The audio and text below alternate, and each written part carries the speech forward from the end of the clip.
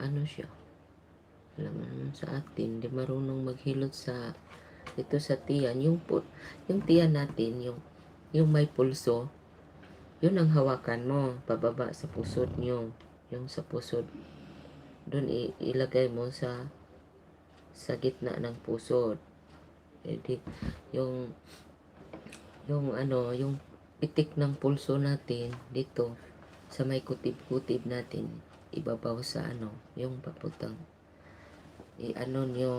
ibaba papunta sa mawala yung nahihilo ka ba? Yun, kabuhi yun. Ay, yung nahihilo ka, mawala na yung hilo mo pag mahila mo yung pulso na pumipitik sa tiyan mo, ibaba mo papunta sa pusod. Mawala na yung mo, nahihilo